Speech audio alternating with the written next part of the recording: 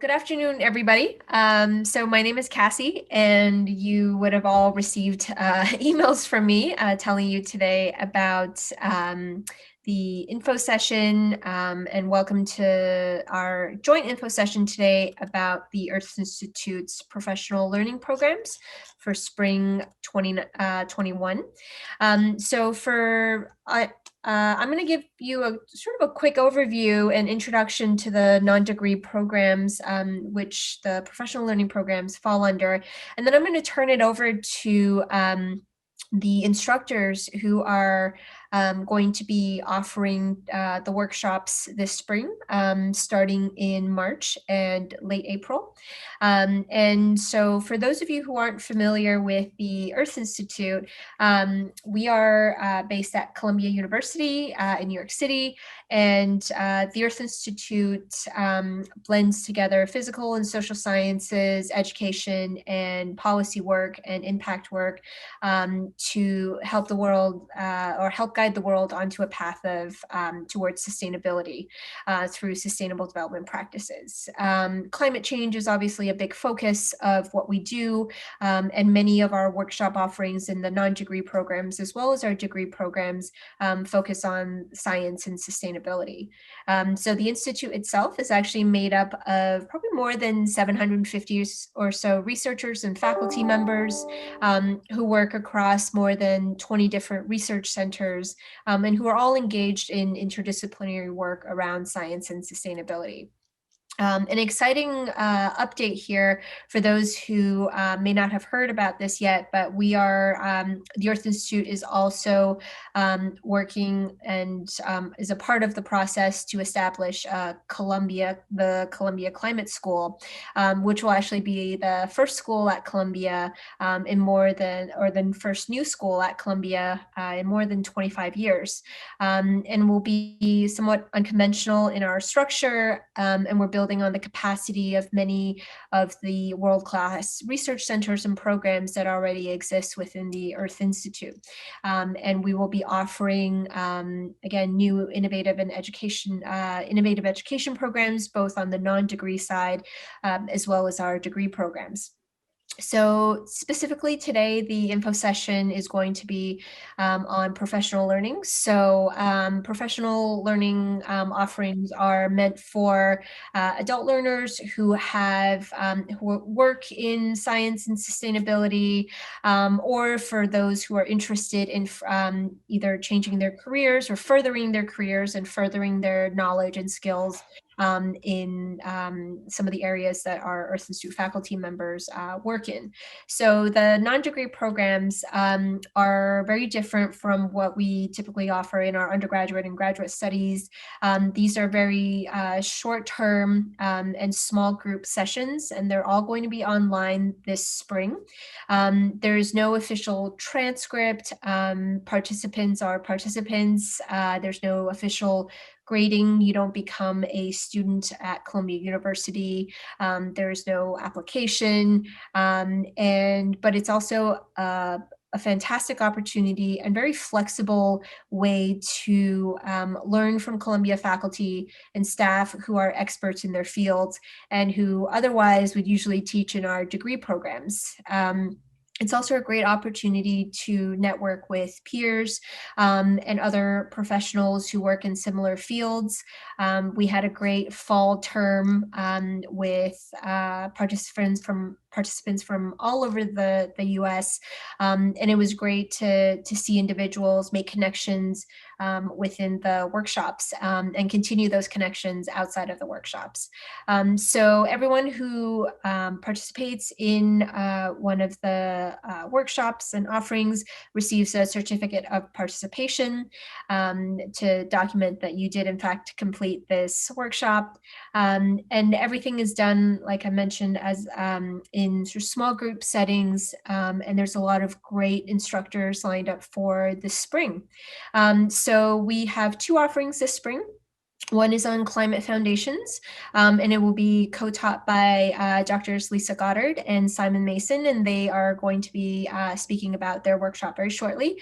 And then the other workshop is going to be led by Thad Pawlowski, and it will be on resilient cities, and the title of the workshop is Towards Resilient Cities and Landscapes.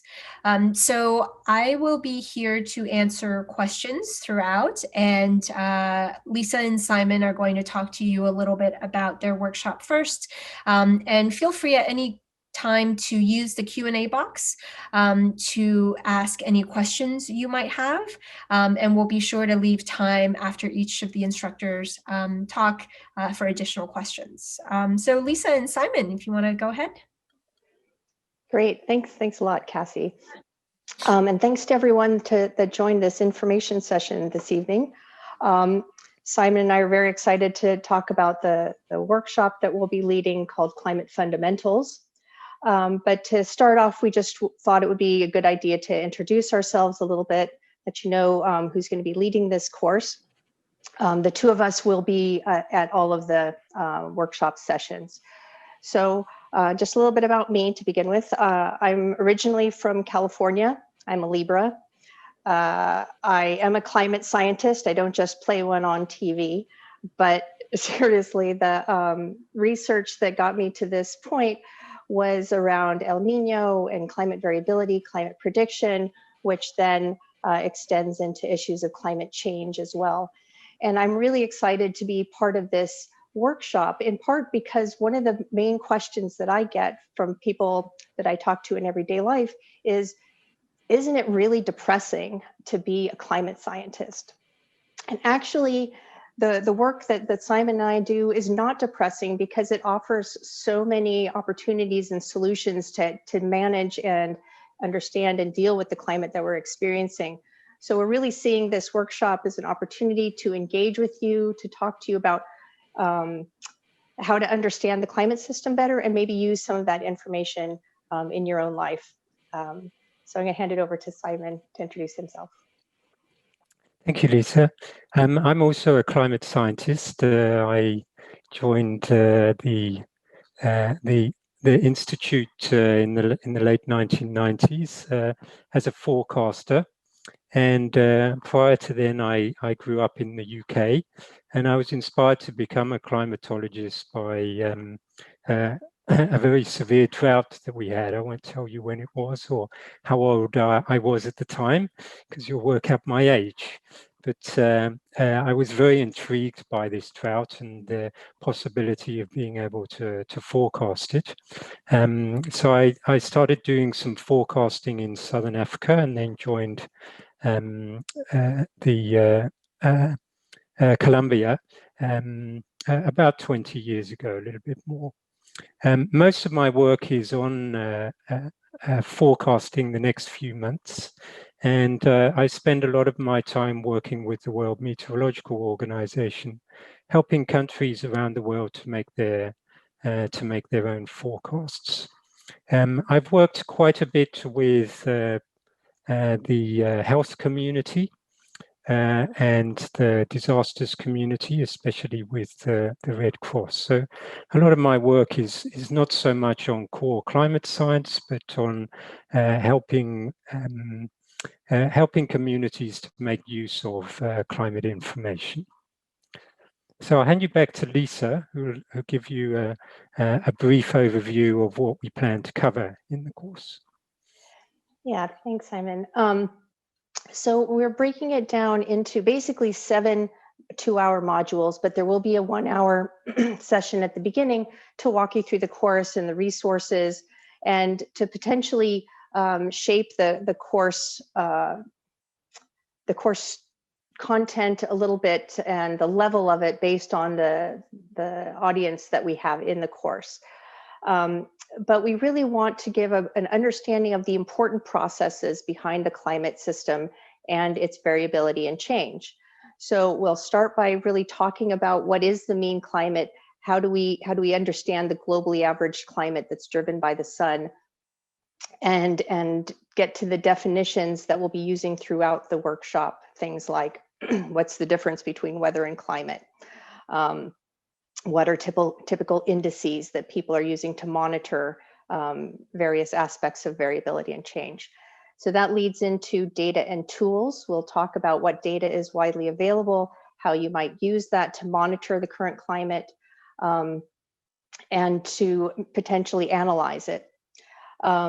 We'll then move towards the regionalization of climate. We know that it varies from one part of the world to another, and it's not just tropics versus the poles. There's a lot of variation even at the same latitude, and so we want to understand what are the processes behind that. We'll be very low on the quantitative, on the math and equations, but we will be bringing in those quantitative ideas to help you understand things.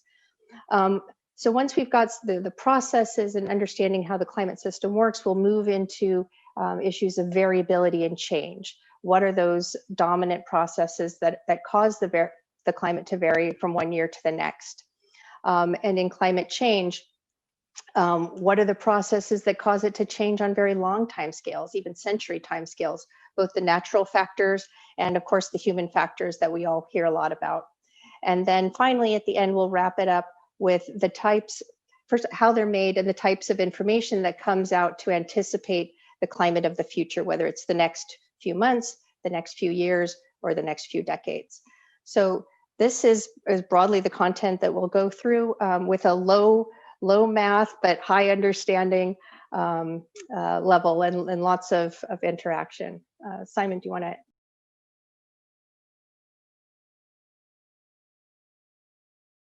I think you're muted, Simon.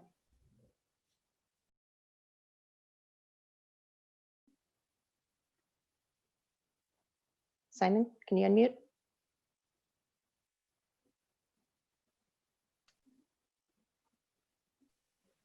There, is that better? Sorry. Yes, there you go. Yeah, I'll talk briefly about the format of the session. So we'll meet once a week for, I think it's a couple of hours. And we'll spend about half of that in a sort of lecture type format, covering some of the important theory, but the other half will be a mix of guided discussions. One of the things we want to do very much throughout the course is to draw upon what's happening on the news and around the world during the course itself. So the course will be over March and April, which is a very important time of year in many parts of the world. For example, in the southern parts of the US, it's the time at which we get most tornadoes. And so, you know, we'll be discussing why that time of year is a period in which we have this big threat of tornado activity. It's also a time of year in South Asia when the monsoon is about to start.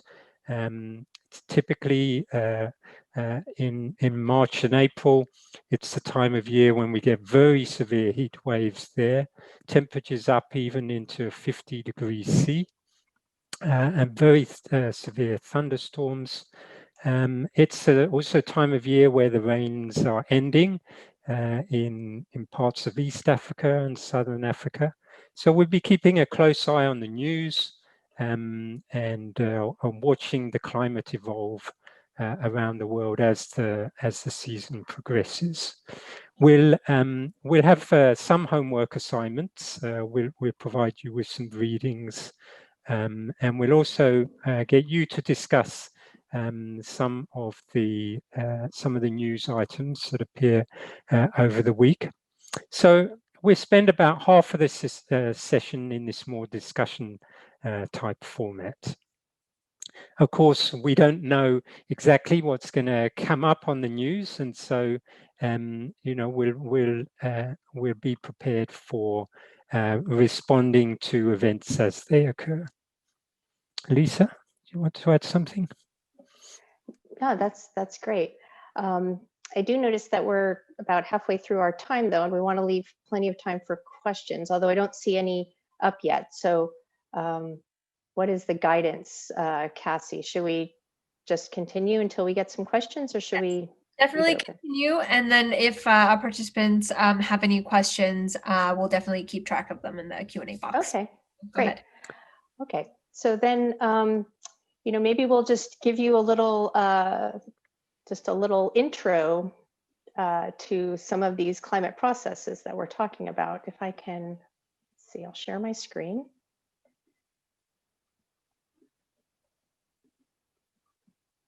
Okay. So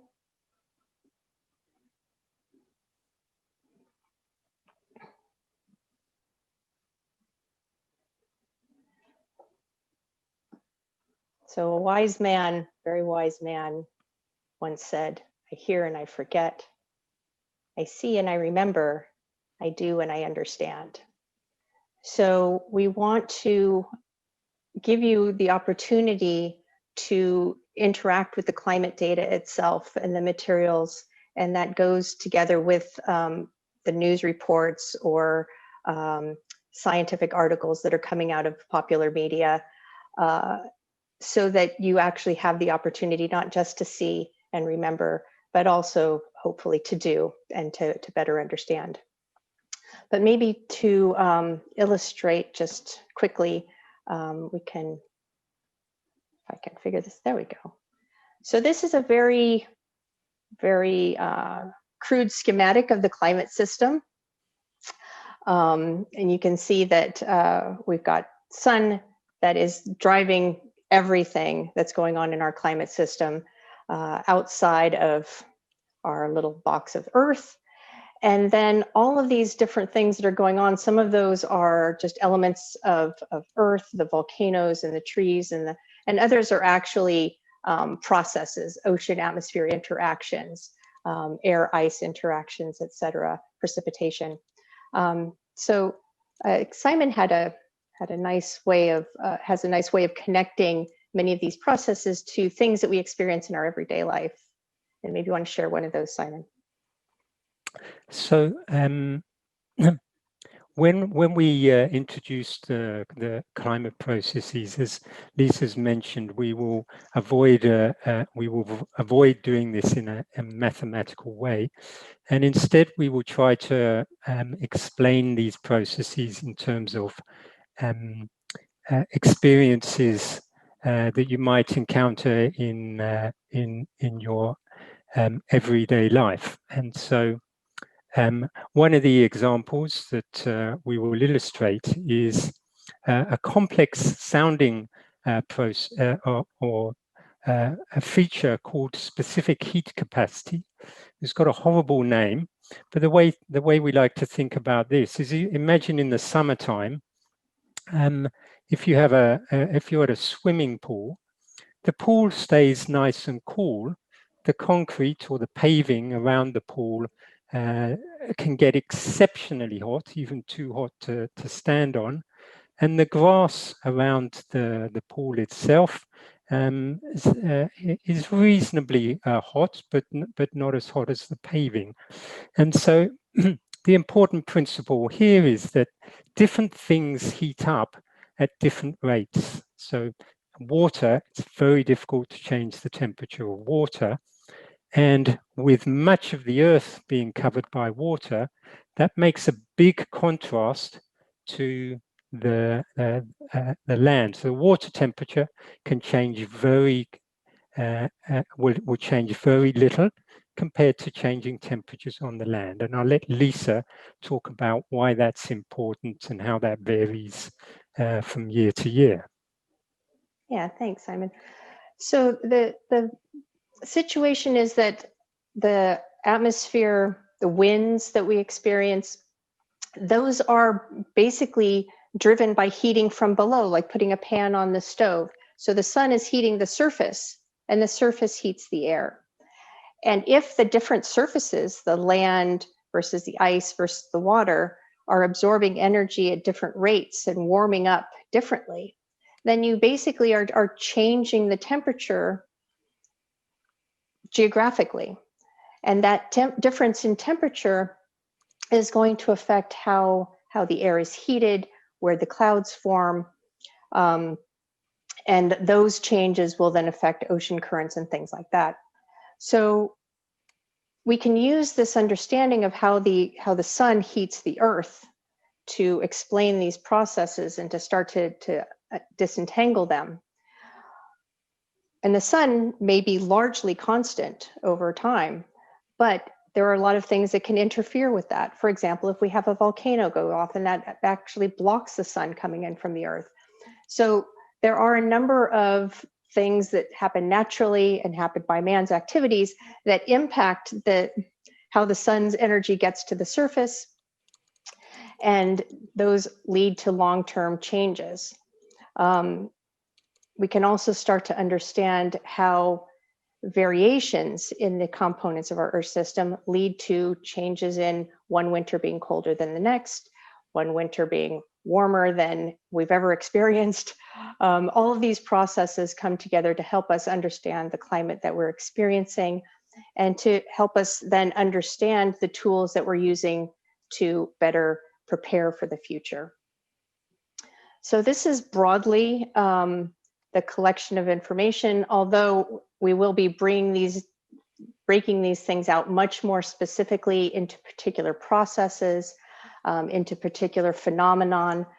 For example, the El Nino phenomenon will play a large role in understanding the variability that we experience in the climate, as well as the variability that we can predict in the climate.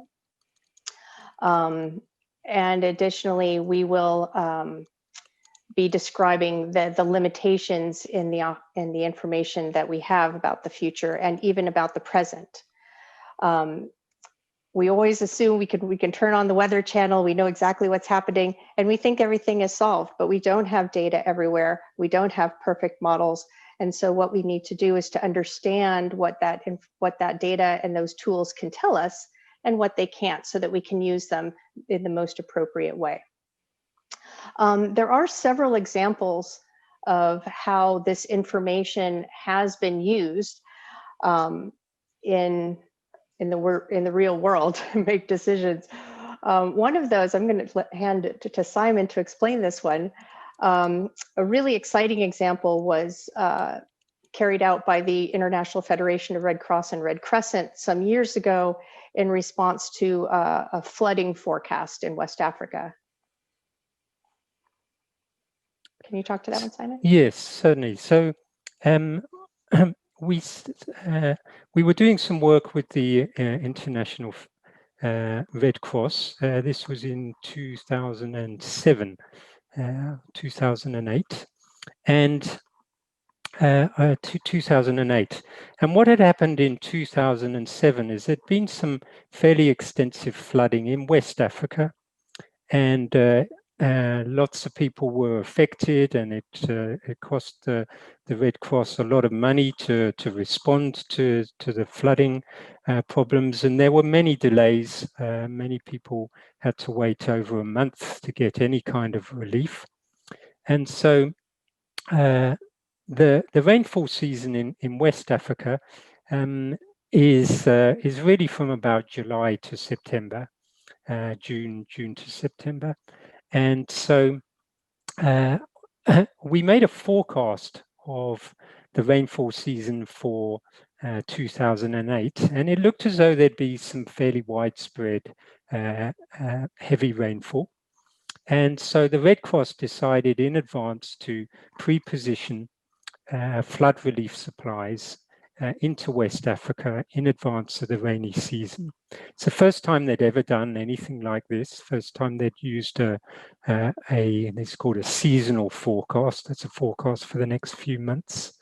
And we were able to show that the benefit of doing this was considerable, both in terms of the time it took for people to receive flood relief supplies, and also the cost to the Red Cross of providing this relief. So it was beneficial both in terms of human outcomes. It was also beneficial economically. So we'll be looking quite a bit at seasonal forecasting and anticipating variability in climate over the next few months. And we can, as interested, we can discuss applications of this kind of information in other sectors, depending on where the participants' interests lie. I've been trying to answer some of the questions online. I don't know if we've reached everybody, but Simon, I think there was one question that you said you would like to answer live. Yes, I hit the wrong button. Let's see, let me go to the open question. So will we look at, oh yes, will we look at long range decadal prediction? And so this is one of Lisa's areas of expertise. So we'll cover that a little bit. We have one session on forecasting, but we're planning a separate course on prediction. So we'll only be able to cover it in a little bit of detail in this course. Do you want to expand, Lisa? Yeah, I mean, we will address it actually in the section on longer term natural variability, but the prediction itself, both the opportunities and the limitations of decadal predictions, will be discussed in that final session on prediction, as Simon mentioned. And I believe, and there were a couple of questions about sort of logistics and sessions and fees, and I've answered those. And there's one last open question about whether or not there will be coverage on floodplain analyses. So I think we'll have to cover, or stay fairly exclusively on the atmosphere and the ocean. We won't be able to cover much on hydrology, so probably not going into floodplain analysis, unfortunately. All right. Yeah, I think there's the questions are obviously an example of why this particular topic is so interesting, and the foundation and the fundamentals are very important when we talk about our climate system. So if there are any additional questions for Lisa or Simon, definitely feel free to contact me directly. We will definitely be following up with everyone with this recording, as well as additional information about the sessions and the specific sequencing of Simon and Lisa's offerings. And if you do have any additional questions, like I said, feel free to reach out to me, and we will definitely get those questions answered. Lisa and Simon, anything else you want to add before we move on to Thad and Johanna? No, just super excited to see the interest, and hope to see you in our workshop. Yes, thank you. All right, great. Thanks, Lisa and Simon. Thank you.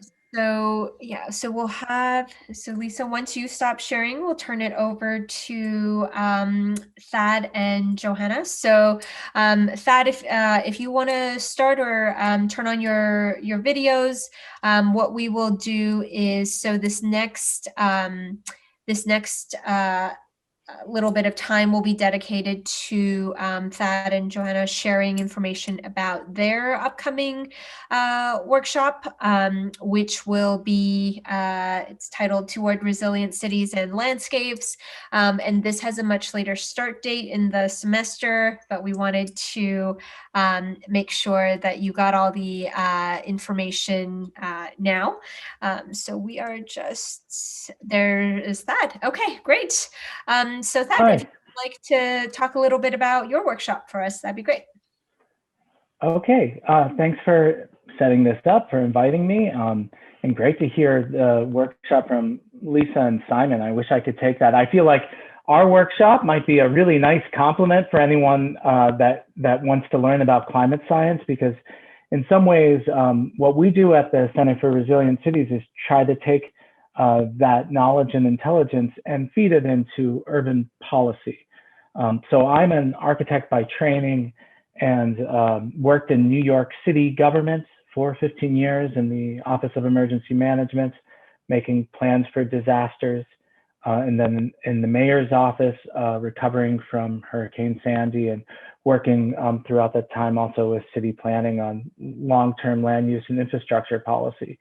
And about 4 years ago, we started a center at Columbia in the Graduate School of Architecture, Planning, and Preservation to take the lessons from the global resilience movement, urban resilience movement, something that professionals in the fields of the built environment have been working on together across the globe really for 2 decades. As we learn more and more from scientists about the threats of climate change, but also understand the different pressures of urbanization, of development of our cities, to understand how those affect communities and ecosystems, and how we can do a better job as practitioners in the built environment to make places more resilient in the face of these threats. And they are threats, as we're learning more and more. Climate disruption is going to be a big part of our future, no matter what field we're working in. It's clear now, we've seen that already, but the global pandemic of 2020, and also our broadening recognition that the underlying vulnerabilities in our society, inequality, unequal access to healthcare, to housing, and the other stresses that American cities and cities all over the world have long faced, have long not made a policy priority, have really risen to the fore. And because of those underlying vulnerabilities, the climate crisis could be that much more extreme as we get into the decades ahead, particularly for the most poor and vulnerable. So that is, in a nutshell, sort of our mission and our work. But I also want to introduce my colleague, Joanna Lavecchio. Joanna, could you say hello and tell the folks a little bit about yourself? Sure, thanks, Thad. Really good to be here. I'm the Associate Director of the Center for Resilient Cities and Landscapes. I work with that at the center. I run a lot of our research programs and support local governments and community-based organizations with their resilience planning. And I noticed there was a question earlier about getting the built environment and climate solutions. And that's a lot of what we think about at the center, trying to really tie together what the climate scientists say and try to apply that in such a way that it can inform better planning and design in cities and local communities. My background is in urban planning and policy, similarly to Thad.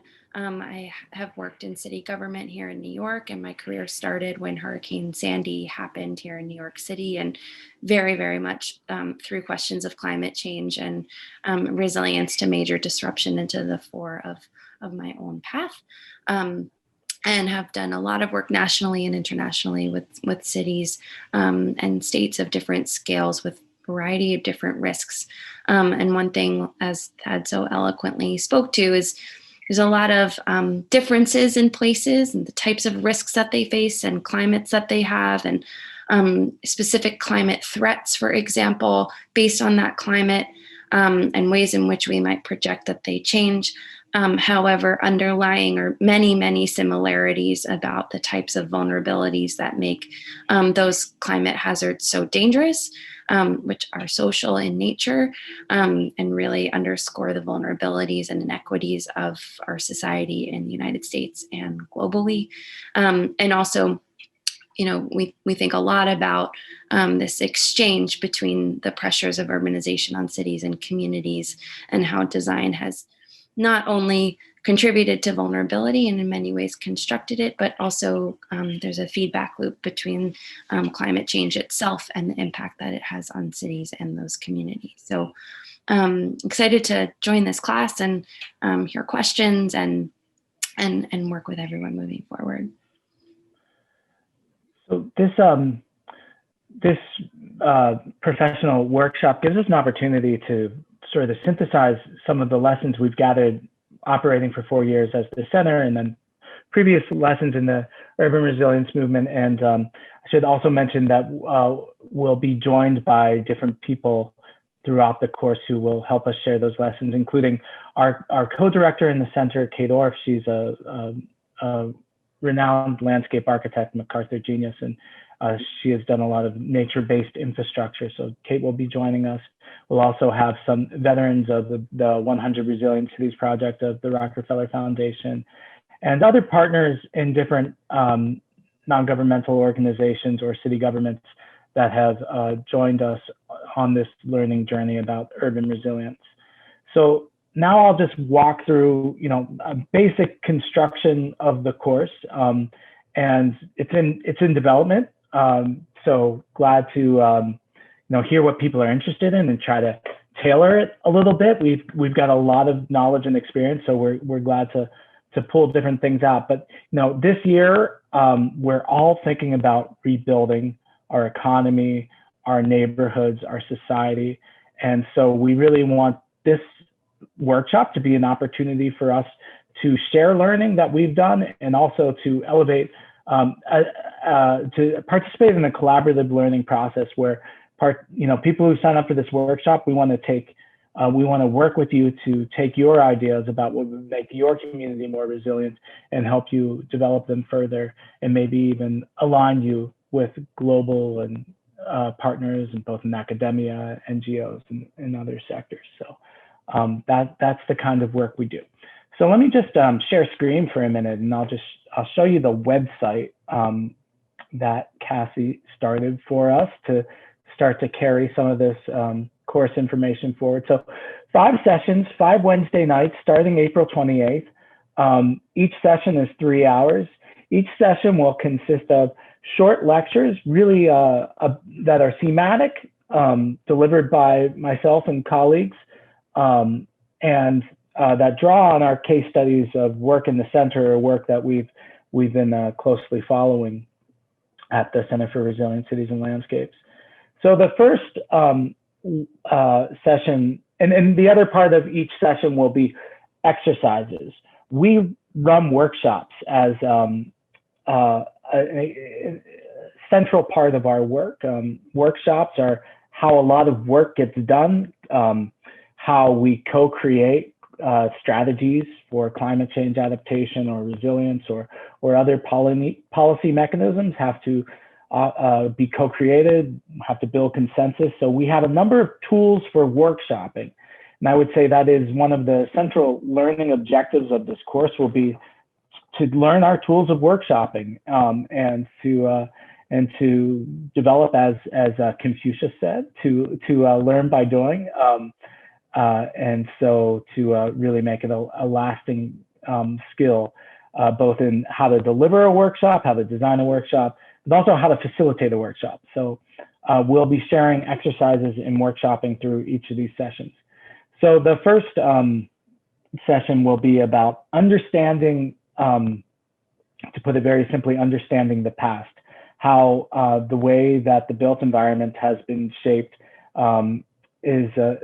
carries a legacy of discrimination, of petrochemical urbanization, as we sometimes call it, and to understand how the vulnerability that underlies, for instance, how some communities were more exposed to the COVID epidemic, that same vulnerability, the way it's been constructed, also will expose people to extreme heat, to some of the other, some of the economic downturns that we've experienced from COVID, where I think we're all using this term more and more, intersectionality. 2020 has been, in many ways, a great demonstration of how vulnerability in our societies is very intersectional, and therefore what makes us vulnerable to one crisis makes us vulnerable to more, and therefore its inverse, resilience is also makes you stronger in the face of all crises. And that's, if we want to talk about, how urban policy can break silos, it's by focusing on how not just, we come back after a flood, rebuild stronger and better, something like that, but really how do we look at the underlying conditions that have caused people to be forced to live in the flood zone, for instance, really addressing the underlying conditions of vulnerability in our society.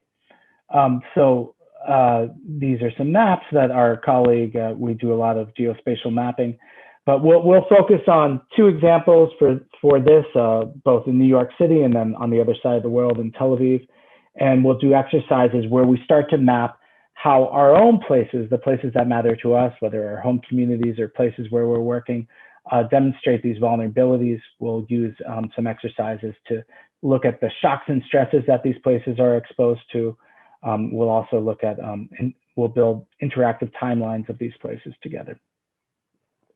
So that's one session, and then I'll do the other ones more quickly. The second session will draw more on global case studies about how cities are being built today, how we are in fact, in many ways, building cities all over the world, we as humanity, but maybe we even more specifically as practitioners in the built environment, or we as quiet participants in this global economy are building cities that rely on fossil fuels, fossil fuel driven infrastructure, and we want to use this session to look at how different places are both experiencing that development and then currents against that status quo.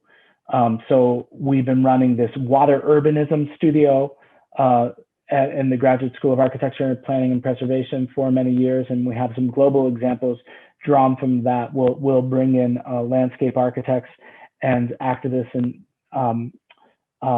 partners in this understanding of how cities are being developed together. And we'll develop in this session, we'll do some risk diagramming together to understand how different forces come together to shape the way that cities are built, and understand the counter movements, how communities become more organized to be resilient against some of these forces of displacement of ecosystems or forces of urban renewal, displacement of people, or moreover, impediments to building community resilience. So that's session 3, more on the global cities front. Session 3 will be about this moment of crisis. And you see, we're trying to build a narrative here. First, we start with the past, look at how things are shaping up in the present. And this is really how we as urban policymakers have been challenged by the crises of our time. And we'll draw on examples from New York City post-Sandy, potentially also how this work evolved out of post-Katrina New Orleans, and how it then evolved into national projects like the National Disaster Resilience Competition during the Obama administration, which we think might actually be a good precedent for some of the national rebuilding ahead as we rebuild our economy after COVID. So we will be joined by some of the leaders in those movements. And then in the fourth session, we will come to our own communities that have been, and talk about places that have been suffering, whether it's in New York City, or this is an image of my hometown in Western Pennsylvania, a place that has experienced extreme economic decline. And we had a workshop there last year to talk about the Green New Deal, what a just transition to a post-fossil fuel economy could mean in terms of economic development to struggling small towns in the Rust Belt. We've also been working with a high school near Columbia in Washington Heights to see how youth leadership can really drive the climate justice movement and be leaders in rethinking the built environment and making their communities more resilient. And we'll also be talking about a new effort that's being led at Columbia, a Climate Just Cities Network. In some ways, maybe the continuation of the legacy of 100 RC, with environmental justice very much centered as the foundational ethics of that work. And then finally, we'll talk about this word resilience in the last session. And for this, we'll bring in the ecologists, the people with the broad picture of history, particularly natural history. And we'll talk about how this word has changed over time to capture more meaning Really, we see it as, in some ways, resilience is broadening our perspective to look across disciplines, but it's also at longer time frames, looking down a long road, both behind us and forward. And we'll talk about work, in this case, that we've been doing with local activists in coastal Mozambique, where there is natural gas being that has been being explored offshore and by global oil companies, and how we've talked about the challenges and opportunities in thinking about resilience in this very contentious local setting. So that's it's not going to be everything, but I think it's what we can accomplish in 5 weeks. And moreover, I think we can learn a lot together. It will be a collaborative learning process, as I said at the top. So I'll stop there for questions. Great, thanks, Thad and Johanna. So I just want to make sure that we get any questions. So our viewers here, if you do have any questions, feel free to type it into the Q&A box. I see Lisa is still on, which is great. So if there are any questions for either set of instructors, let us know. I think one of the really unique things about these workshops is that, as both Lisa and Thad have said, you know, there's a great opportunity to not only hear from themselves, so Thad and Lisa, who are experts in their field, but there's also a great opportunity to bring in speakers and get additional perspectives. And I think that's really unique. It's very sort of real world, very much aligned with what the Earth Institute does in terms of impact and policy making. We have the fundamental science, we have the education, but one of our great strengths, and I think that is how these particular workshops are very unique, is that we are also able to bring in the relevant stakeholders to the table to address many of these complex challenges. So Thad, I believe there's a question here for you and for this for the Resilient Cities workshop, which is how much of the workshop will be focused on interdisciplinary approaches with respect to infrastructure.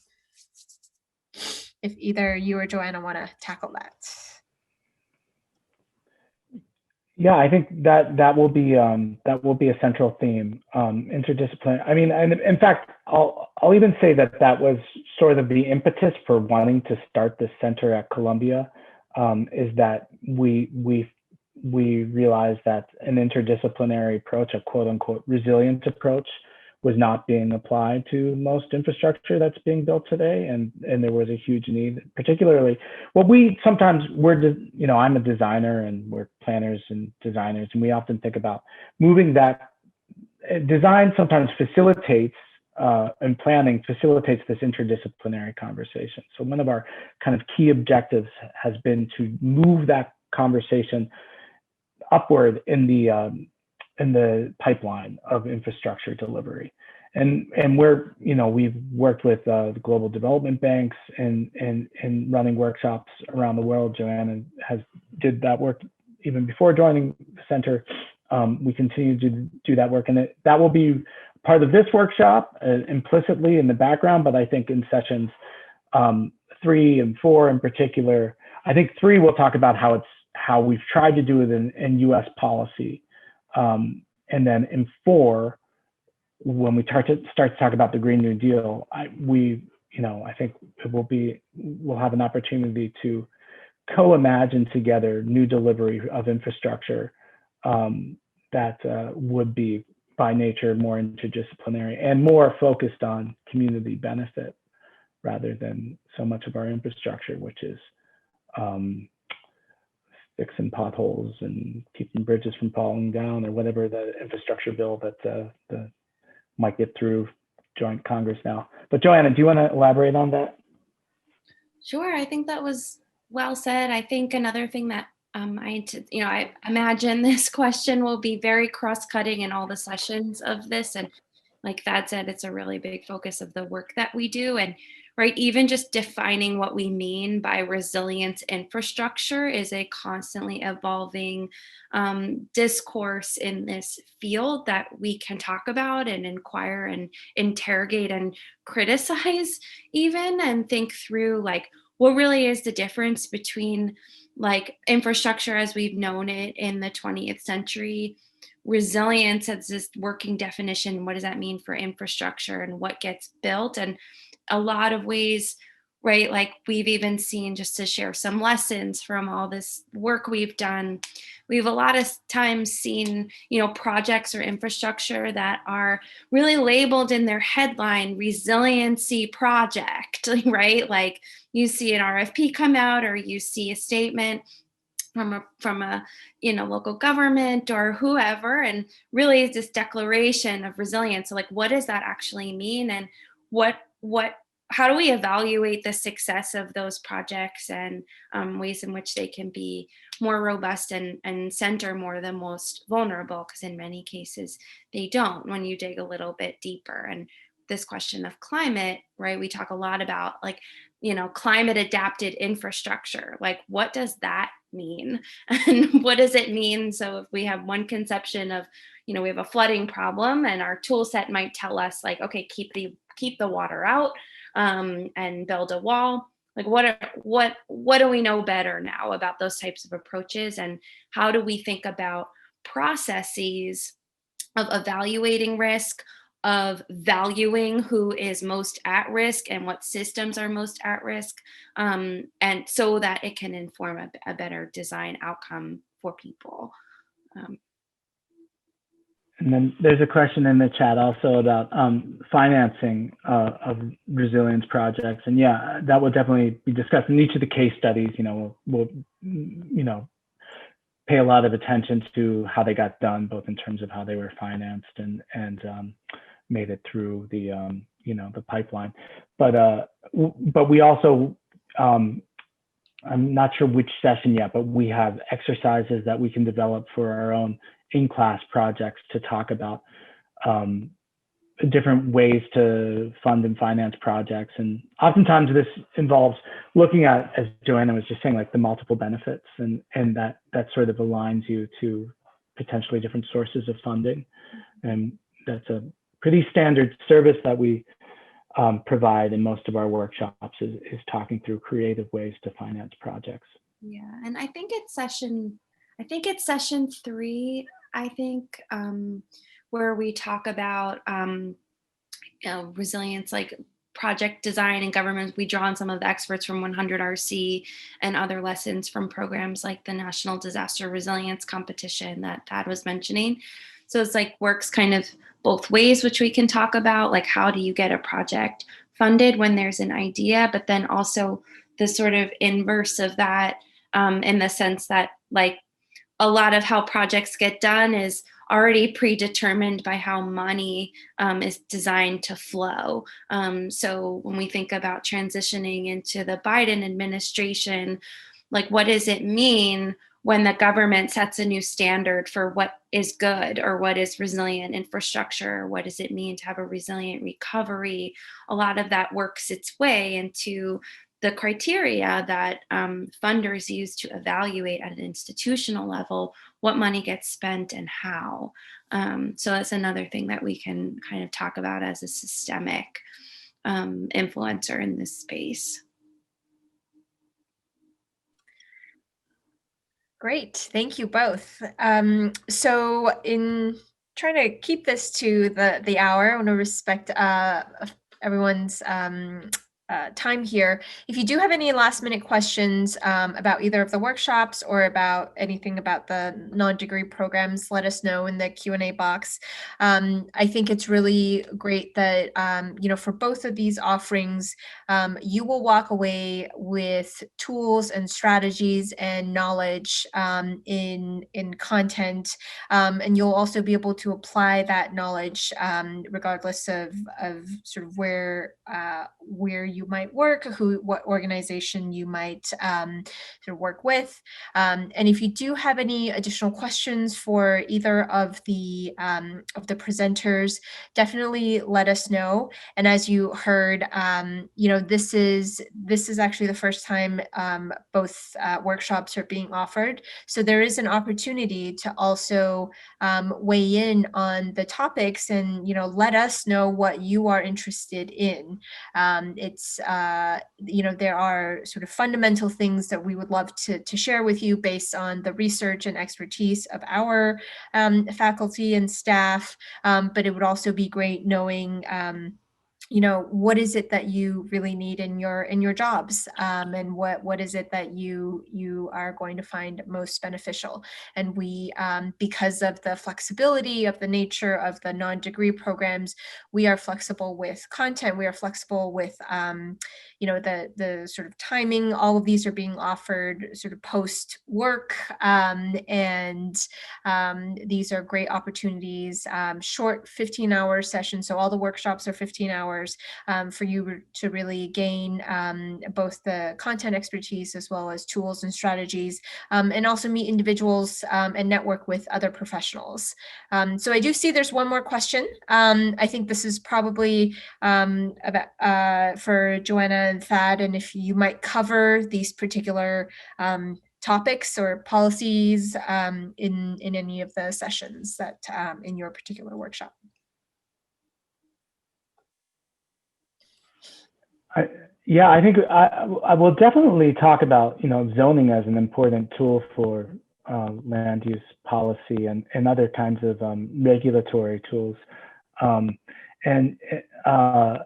don't know that we'll talk about the unified stormwater rule per se in any of the case studies, but we could. I'm not sure if that intersects with any of our work, Joanna. Do you have knowledge of?